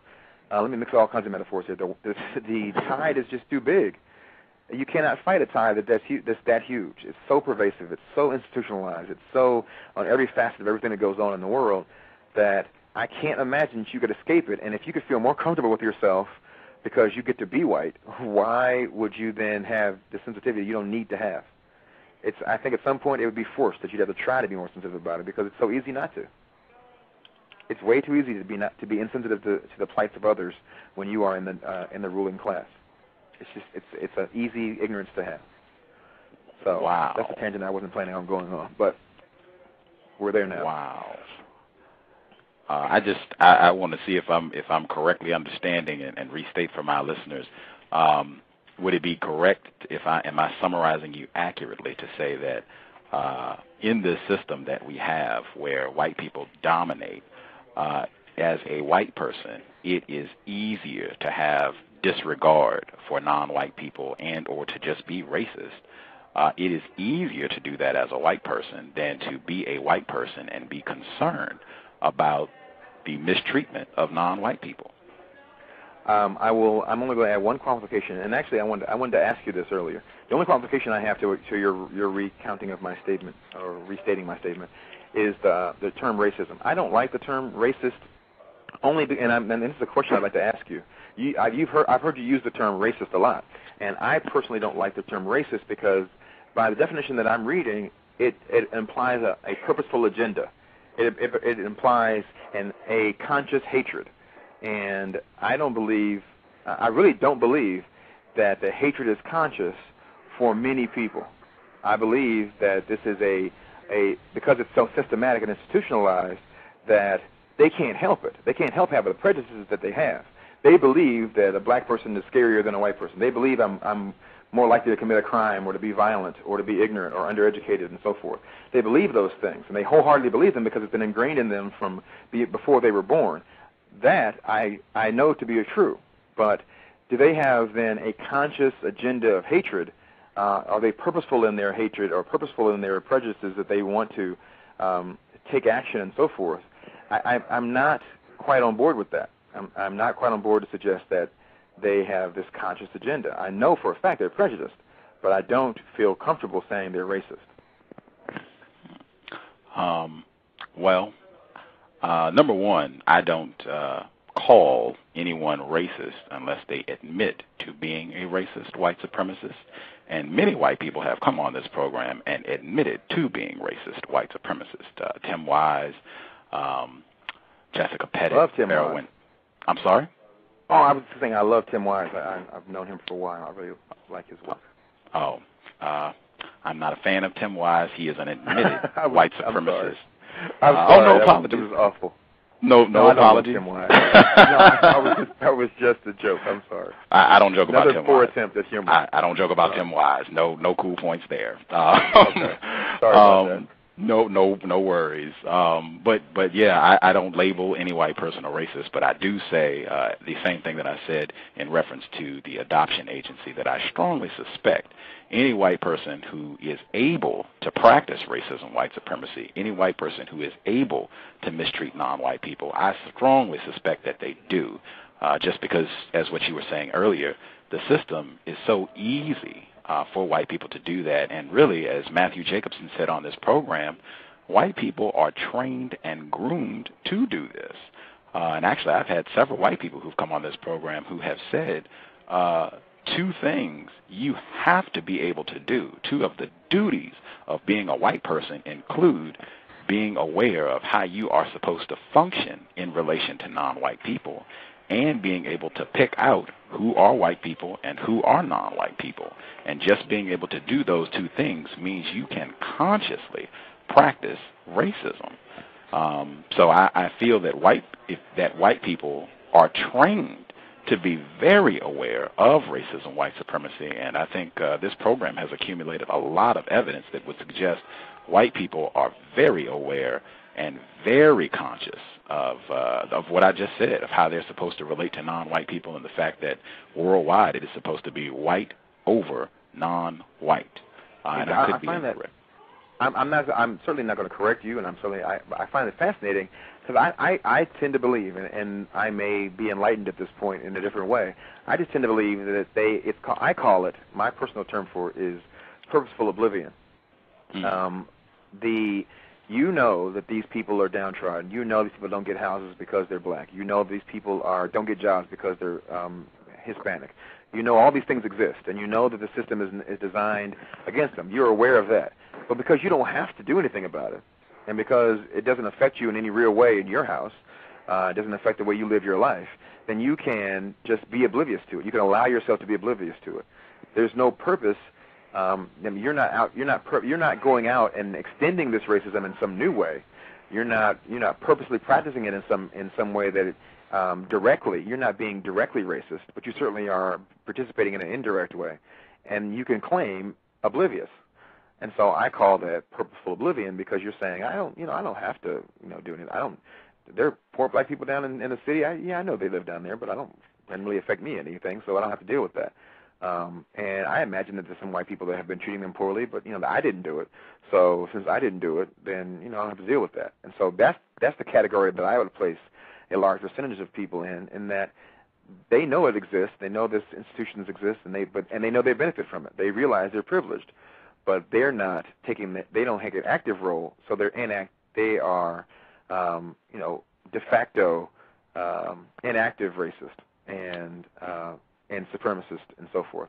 So I think that we're closer together than I may have made it sound before, and I certainly don't want to come on your program and prevent the wrong image. I personally have not been comfortable with the term racist because I have come to define it as someone who practices hate on purpose.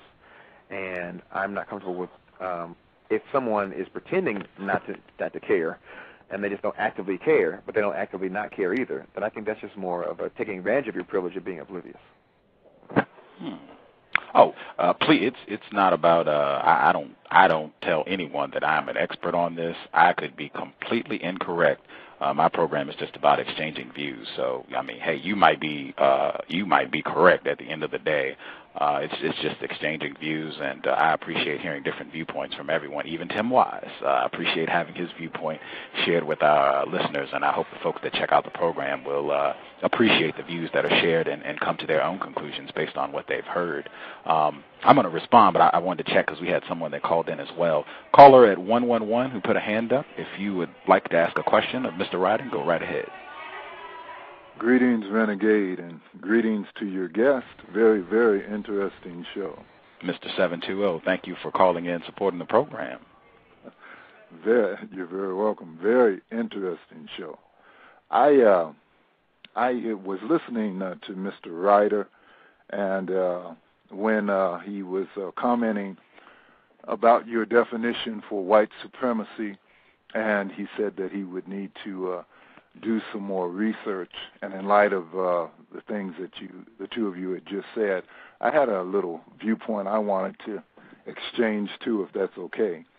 At one point, I felt like Mr. Ryder concerning white people, and I attempted to right some wrongs with the school system that had been committed against me. So I decided I would go down to the Civil Rights Office, and unlike your definition for white supremacy, I figured these were the white people who were dedicated to giving me some just responses in terms of righting those wrongs. Well, at the end of speaking with one of the people at the agents at the Civil Rights Office, and do keep in mind these are the white people who are dedicated to doing the right thing for non-white people, supposedly. She had to leave the office for a moment, and when she came back, she said a couple of things, and so it was time for me to leave. When I walked out of the office, there was not a person in that Civil Rights Office who had not gathered around the door where we were. Well, it was odd, Mr. Ryder, just like the looks you received in the park when you had little Katie with you, I received exactly the same kinds of looks in the Civil Rights Office. Well, the next day when I came back, and I do mean every person in that office was gathered around that door when I came out. When I came back the next day, I was greeted by 4 security guards. They asked me who I was and if I'd give them my name. I did. They told me I was no longer allowed to come into the Civil Rights building ever again. Just wanted to give that story to you. Yes, and I'm not sure I understand the context. Why were you escorted out? I mean, why were you told to leave, and why weren't you allowed to come back? Well, that was a very interesting thing. They said that I had created quite a bit of confusion and conflict with everyone in the entire Civil Rights Office. They said that I was loud and abusive and vulgar and belligerent and on the verge of fighting. The 4 security people at the Civil Rights Office had said to me before they said anything to me, they said, you know, we've seen you come in here a couple times. You've never displayed any kind of behavior like that. I asked them one simple question. I said, what is your job here, sir? And they told me exactly what the security people told me exactly what they were there to do. I said, if the complaints and the reasons they gave you for not allowing me to come into this office were true, don't you think the very first thing they would have done was called you to come and not only escort me out, but to make sure I was arrested for causing such a commotion? I said, the question is, why didn't they do that? Wow. That's quite fascinating. And keep in mind, these are people who are supposed to be doing the right thing, dedicated to doing that. So I do suspect that, and this is the conclusion I've come to, and I think you've proven that out, because at first I was concerned. I said, he said that he couldn't go along completely with Renegade, the host view on white supremacy, because you would have to do more research. And just like Renegade, I respect and appreciate that. But I also suspect that deep, deep, deep down, and you confirmed that for me, deep down, even at a very, very early age, we know that, just as little Katie does, white people are white and there are non-white people. And as white people seem to get older, they seem to really, really let us know that. I suspect deep down, some way, at some time, at some point in our lives, we come to find that out, no matter how much we may want to be, what did you call it, purposefully oblivious? Right, purposely oblivious. Well, I thank you for calling. I mean, this is not my show, but I thank you for calling, because you certainly did. I'm no longer concerned, Mr. Wright, and I think you're with us.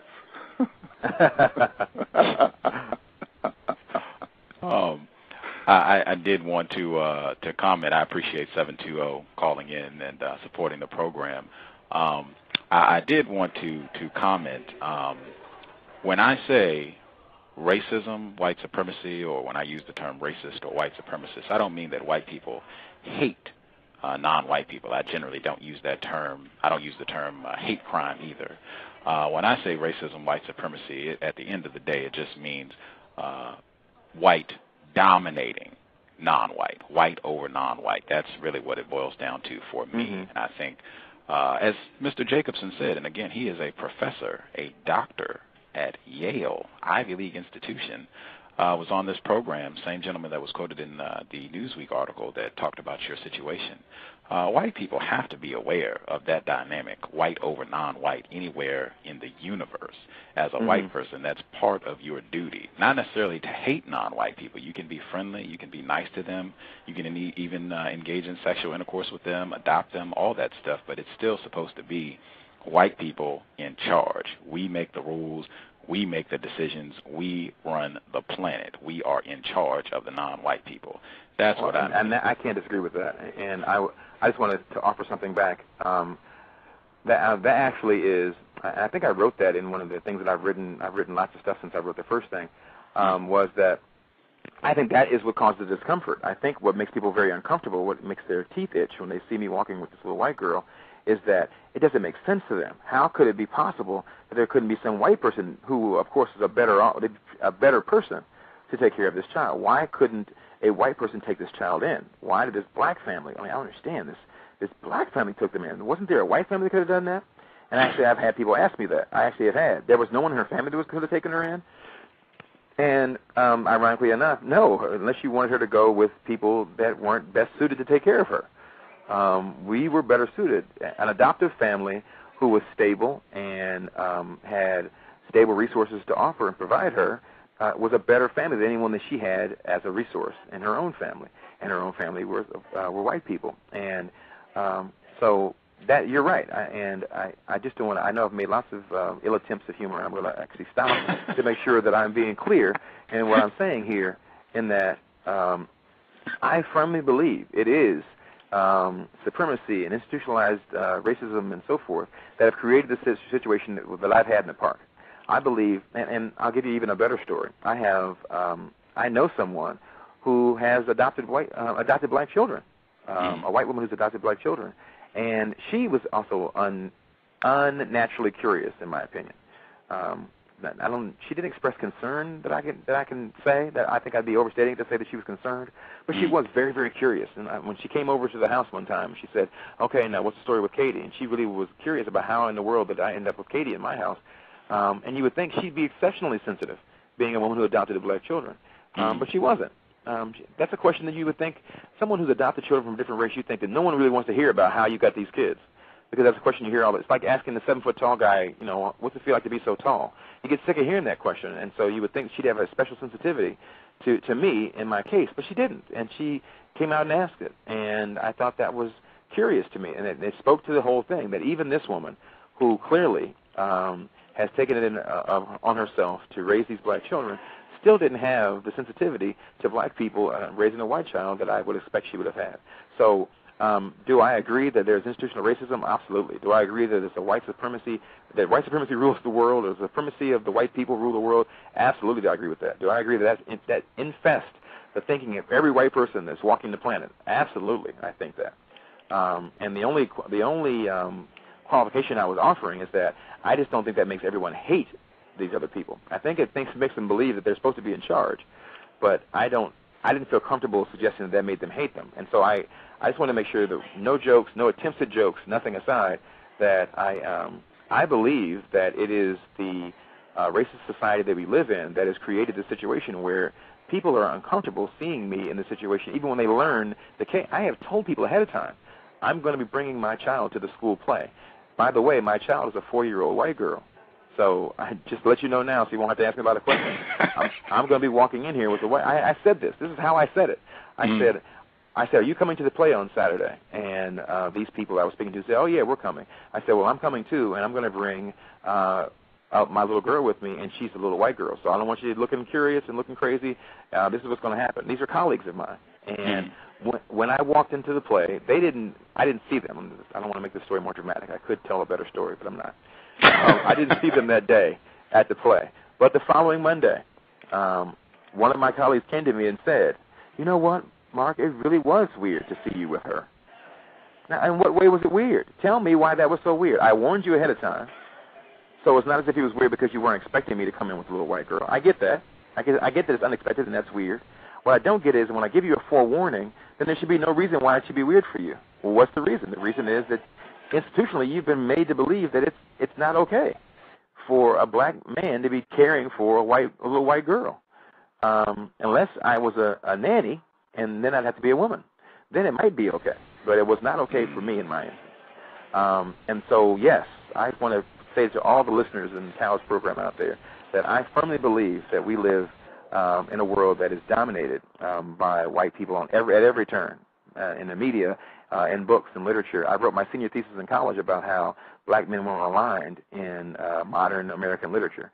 I am a firm believer that we live in a society where whiteness brings supremacy. And I want to be clear about that. That's why I was upset. And I think that the Katie situation, and me having her with me when I'm going to the park or when we go to the grocery store or to a school play or what have you, and people's reaction to that is clear evidence that even the nicest, most liberal, most Obama-voting folks out there still have deeply rooted, unshakable prejudices against black people. And they expect that they're going to be less capable of taking care of their little white girl and are concerned about that. Wow. Again, Mr. Mark Writing.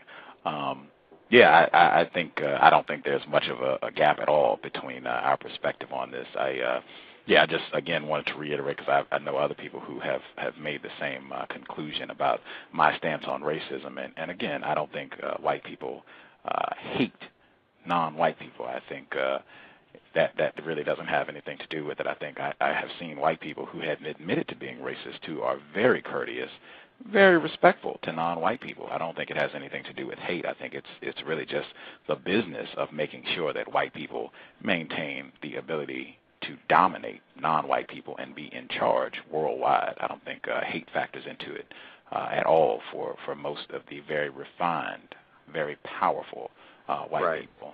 And I think there's a comfort as well. I think we're talking about a system that has been in place since the dawn of systems. And so I think it is asking someone to break apart their universe, and the only way they've understood their universe in the past. And I think that there's a discomfort there that people are not even familiar with.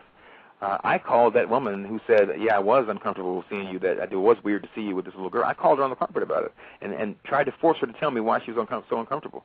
And I said to her, well, why was it weird? I told you about it ahead of time, so you shouldn't have been shocked. and she couldn't answer that. And you saw she started to shuffle her feet, and she became nervous. And I said, no, really, I'm just curious. I told you on Friday I was going to be bringing my little girl to the play on Saturday, and I let you know ahead of time that she's a little redheaded white girl. So you can't say that it's her red hair. You can't say that it's her whiteness. That was shocking. So what is it that made you feel weird when you saw us together? And, of course, she didn't answer me.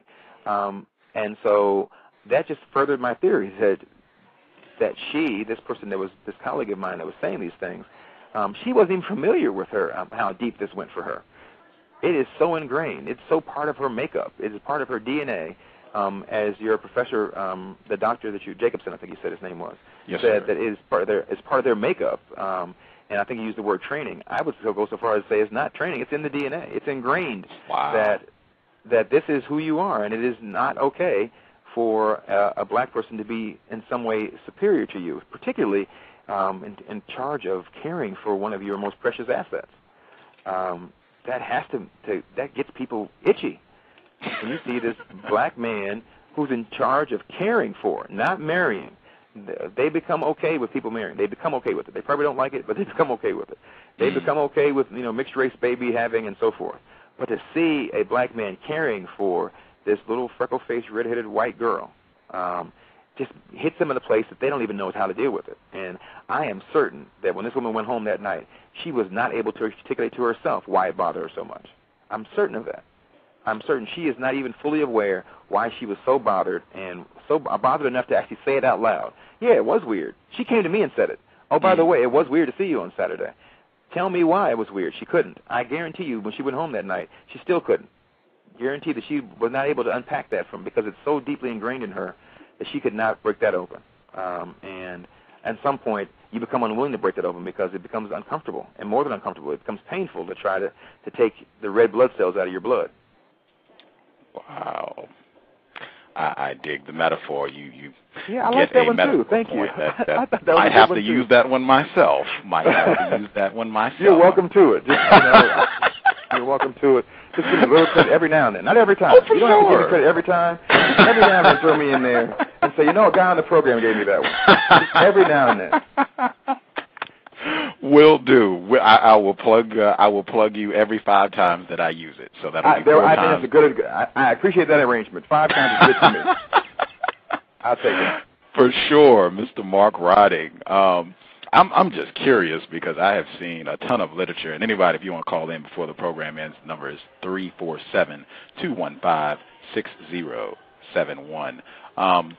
I've seen a ton of literature, resources, online groups that offer just resources and suggestions, tidbits for so-called transracial adoption. It tends to be for white people who have non-white children. Do they have any resources or anything that will help you being a non-white person with a white child? They think they do. I'm glad you answered that. They think they do. My wife and I were being vetted, not in the situation with Katie, but we were looking to be not adoptive, but foster care parents. We were looking to take in foster children. And so we went through this lengthy training program where we had to go back every Tuesday and Wednesday night for a month, or it might have been 6 weeks. We had to go for these 3-4-hour sessions on training us to be appropriate professional caregivers.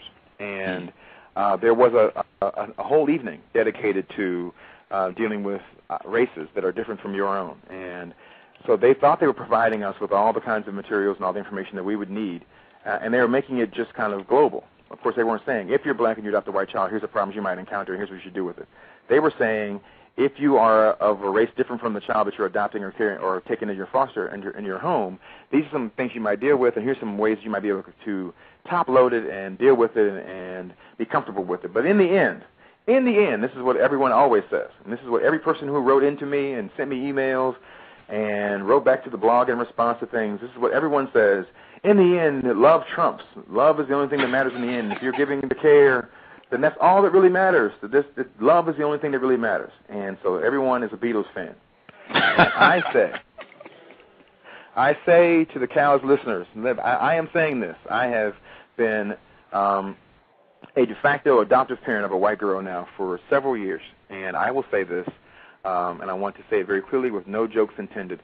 that is not at all you need. It is absolutely ludicrous to suggest that love is going to conquer all in this situation, because it is far too complicated a situation to just kind of conquer it with being caring and loving.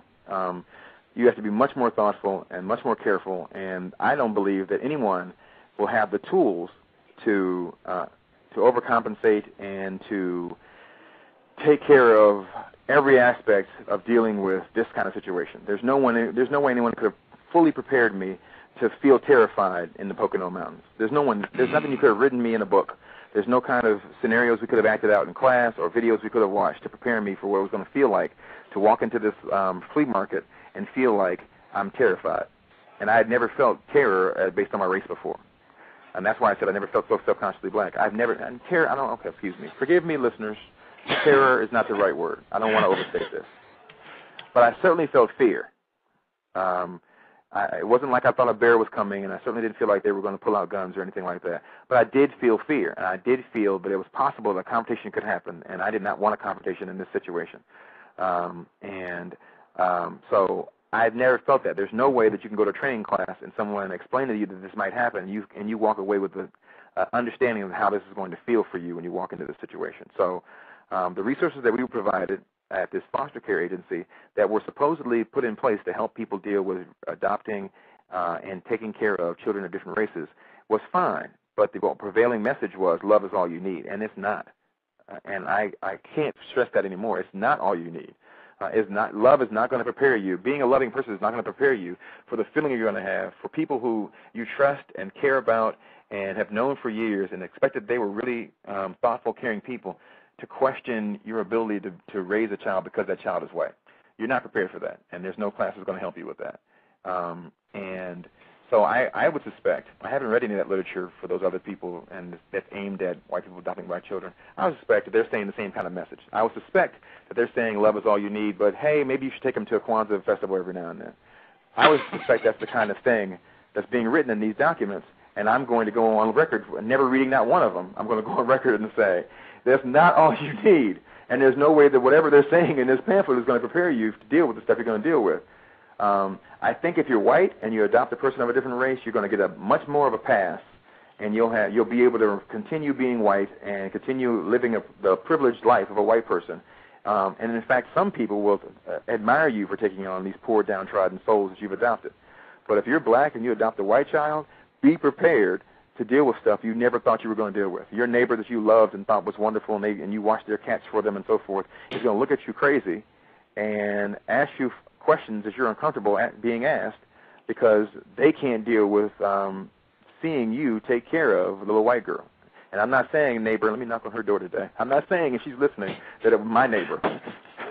But my neighbor didn't do that. I just want to say that out loud in case she's listening. I don't know if she listens to your show, but she might. And I do she picks up my paper for me when I'm out of town. I don't want to ruin that relationship. For sure, sure. I wanted to get to the phone line, but can you please give us the blog address so we can check out what's been happening and what you're writing about? Oh, I'm sorry. I didn't mean to imply that I had written a blog. I wrote into a blog. Okay. Got you. Got the clarification. I did have a blog, but it was just for my kids, and no one wants to read that. No one wants to read. My daughter had a new word last week. That's all that was in there. That's not something anybody needs to be reading. No, I wrote into a blog, and then I wrote into the NPR News blog. And I wrote a pretty lengthy, drawn-out thing about my experiences with having this white girl in my family and how no one tells my story and how frustrating it is when I go to the park and so on and so forth. I wrote that into the NPR blog, and I got lots and lots of responses, not directly to me, but through the blog. And then NPR put me on the radio to talk about it. That's how the blog came into place. I see. Okay. Got it. I was going to say I might be following this to see how this story develops as we go along here. This is something I want to keep my eye on. Well, I would love for you to check in with us again. I think this is going to be a really evolving story. It grows and grows, and I'm anxious to see how it turns out. I have no idea. And like with anything else, if you have children, you know that all you can do is do your best and be thoughtful about it and hope for the best. But none of us really know how our kids are going to turn out based on what we're doing. And in this same way, we're being thoughtful about what we're doing with Katie, but we have no idea whether what we're saying and what we're doing is really going to be the thing that helps her come out at the end of all this feeling comfortable with herself and self-assured and capable of being a functioning person in a democratic society and being pluralist in her views. That's what we want. We want her to come out and be a beautiful pluralist. Who knows what's going to happen? And so I think it is going to be an interesting story to watch, and I think people should want to watch it to find out, to see in real life, in this post-race Obama era that people are talking about, in real life, what's going on with this particular family and how is she turning out? I think it'd be an interesting story to watch. For sure. I'm hoping this program is only designed to provide constructive information about racism, white supremacy. So I'm hoping the need for this show will evaporate quickly and we will no longer have a system of racism, so the program will no longer exist. But if we're still around, you're going to be out of work anytime soon. I think you positive. Thank no, I'm positive that you're going to have a job for a long time. Man, I hope you're incorrect on that, but I would say the odds are certainly in your favor. Mr. 720, did you have a question or a comment you wanted to get in?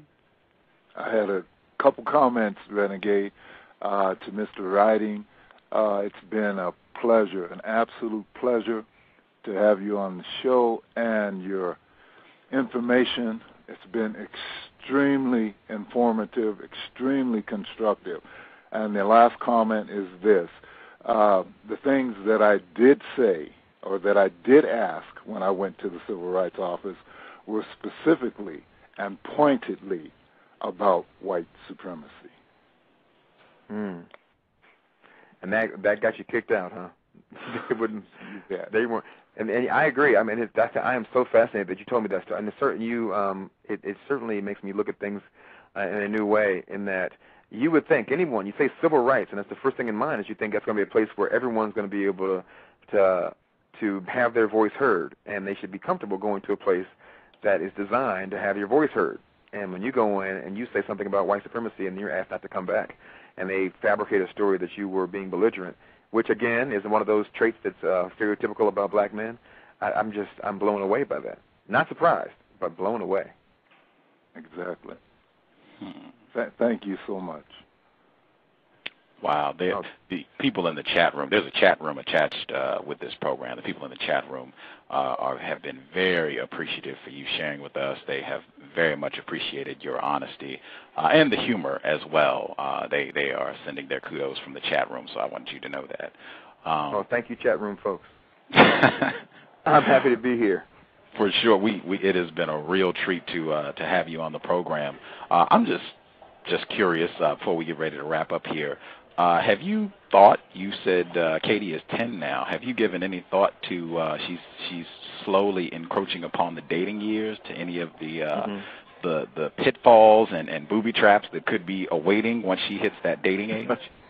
I don't know if I've indicated that in the way that I've been speaking thus far. I mean, I mentioned that I was a researcher, and I mentioned that we've been thinking about her identity phase and so forth. So there's no way, as a parent of a daughter, that the first thing in your mind when my daughter was born is I wonder what dating life's going to be like and how I'm going to have to clean my shotgun in the front porch. And so, of course, I've thought about Katie and dating, and it has been it's one of those things that is very what's the best word here? I don't want to use the word apprehensive. Concerning. I'm very concerned about her in dating life. I'm very concerned about how she's going to feel about bringing folks home to see her family. I'm very concerned about if she's going to determine that maybe she should only date black guys because they'll understand what her family looks like. And I don't want that for her. Not that there's anything wrong with black guys or dating us, but I would like for her to feel comfortable dating whoever she feels most comfortable dating. And I'm nervous about her future in regards to that. That's one of the 1,000 things that I'm nervous about her future. And what are we going to do about that? Because let's make no mistakes. It's likely at some point Katie's going to, there's going to be a necessity for Katie to be with us. It's just a likely factor that as my mother-in-law continues to travel into her golden years, that there may be a time when she's no longer able to really provide the kind of care that a young 15, 16, 17-year-old girl is going to need, and that means she's going to have to go somewhere, and that somewhere is going to be here. And so I am very conscious of what my role, as not just in the global sense. But my role in my own home is going to be in her teenage life, and of course, dating is a big part of that. And I can't answer what we're going to do or how. I'm nervous. I'm concerned. There's a family joke that she's going to bring home Jamal, but I don't know how much of a joke that is. Wow. If you turn out to be accurate and there is a need for me to continue doing this program, I would love to have you back on the show to hear how things have progressed. And wow, when she hits the teen years, to see how this whole thing is shaking out. That's going to be something. Yeah, keep in touch. That's going to be something. I plan on doing so. If you have anything you would like to plug that you're working on, or you said you don't have a blog, please do so before we wrap the program up. I don't have anything physical, actual to plug. I am working with the publisher right now. We're trying to figure out what a book might look like about my experiences and my views and so forth. And so I would just like to encourage to watch my name or put my name into Google and see if my book's come out yet, because we are trying to put a book together. It's been a challenge trying to figure out the real scope and sequence of what a book will look like. I don't want to tell Katie's story because that's not the story that I even have. It's not my story to tell. That's her story. And so I've been trying to be very careful about what I talk about when I write or when I talk. When I called into the show today, I wanted to be very careful not to in any way. I don't want to put Katie in some kind of unfair, unnatural light, shit on her. These are my views. This is my life and how my experiences with her have been, not her experiences with me. And I don't want to speak to that because that's not fair to rob her of the opportunity to speak that on her own, on her terms, as to how she feels about things. For sure. And so I'm not telling Katie's story. I think that's the one thing. If I'm going to plug anything, I want to plug that I'm not telling Katie's story. And I don't want to sensationalize this. And I don't want to, I can't think of the right word right now. My thesaurus is broken. But I don't want to, I'm not using Katie's story to get myself some fame or anything like that. I'm just telling the story of how I'm living with this person, and she happens to be in my life. And I want to protect her childhood and protect her her person, if you will, from the slings and arrows of being launched as a public figure. I don't want her to be a public figure. I'll take the criticism. I'll take the crazy folks writing in and sending me letters and hate mail, but that's because I said something. I don't want her to have to deal with that. That's not something that I really want to put on her plate.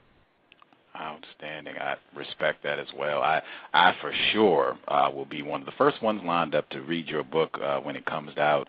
I hope you are able to get it finished up, and we would love to have you here to promote it and to talk about the book when it comes out. So I will definitely your mouth to God's ears. I want to get it written, too. I want to get it written and published. The publisher I've been working with has we just have not been able to come to agreement about the scope and sequence of the book and the things I've been giving her thus far.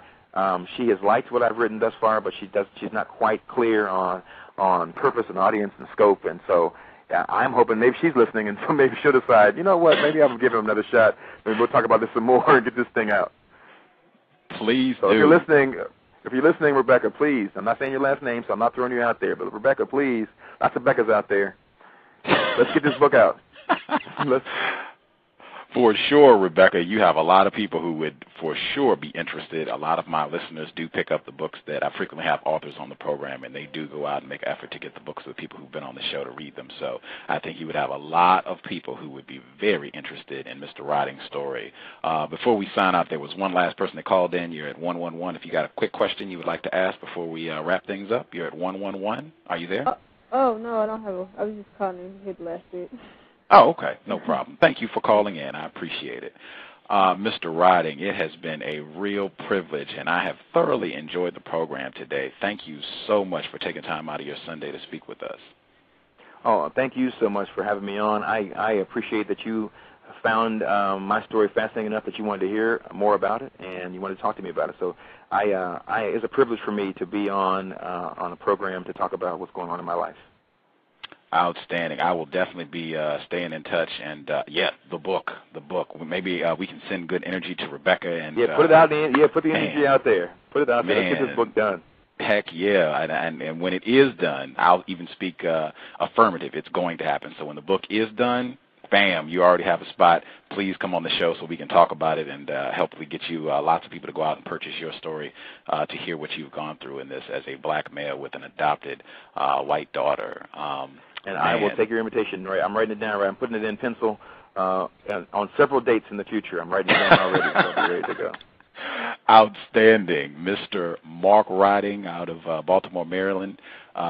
Fantastic program. Really appreciated him spending time with us, and we look forward to hearing from you soon and purchasing your book soon. Matter of time, not if, a matter of time when we have the Mark Riding story in our hands to read. Thank you again, sir, for spending your time with us. You're quite welcome. Thank you for having me. Yes, sir. Man, what a program. I don't know, people out there, how you all felt about the show, but I think that was fascinating for a myriad of reasons. I really, really hope everybody, if you pray or anything you do all that you can to see that Mr. Riding is able to get his book out. I would love to be able to read it.